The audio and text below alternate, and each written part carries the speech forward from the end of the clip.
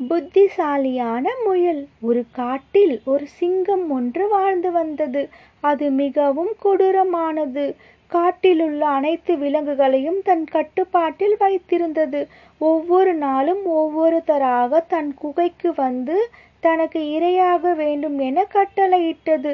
அதன் சொல்படி அனைத்து விலங்குகளும் பயந்து வாழ்ந்தனர். அனைத்து விலங்குகளும் ஒன்று கூடி இம்முறை யாரை அனுப்புவது என ஆலோசித்தனர்.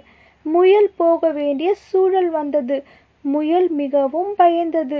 அதன் பின் யோசித்து, எத்தனை நாள்தான் நாம் இவ்வாறு சிங்கத்தை பார்த்து பயப்பட வேண்டும் என நினைத்தது. பின் அதற்கு ஒரு யோசனை வந்தது. முயல் சிங்கத்தின் குகைக்கு தாமதமாக சென்றது. சிங்கம் கோபமாக கர்ஜித்தது.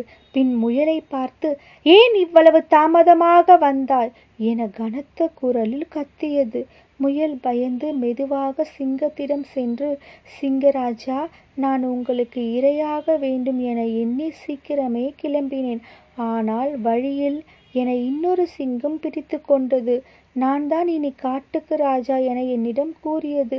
அதனிடமிருந்து தப்பித்து வர எனக்கு நேரமானது என சிங்கத்திடம் சொன்னது. சிங்கம் கோபமாக கத்தியது. பின், யார் அவன், எங்கு இருக்கிறான் என முயலிடம் கேட்டது.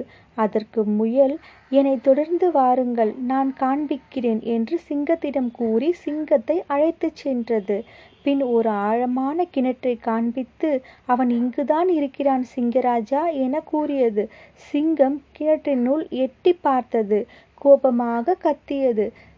கிணற்றினுள் இருந்த சிங்கத்தின் நிழலும் கத்துவது போல் சிங்கத்திற்கு தோன்றியது. சிங்கம் கொஞ்சம் கூட யோசிக்காமல் கிணற்றினுள் குதித்து காணாமல் போனது. காட்டில் உள்ள அனைத்து விலங்குகளும் சந்தோஷமாக முயலை கொண்டாடினர். முயலின் புத்திசாலித்தனத்தால் அனைத்து விலங்குகளும் காப்பாற்றப்பட்டன. குழந்தைகளா, நீங்களும் எப்பொழுதும் சிந்தித்து செயல்பட வேண்டும். ஓகேவா?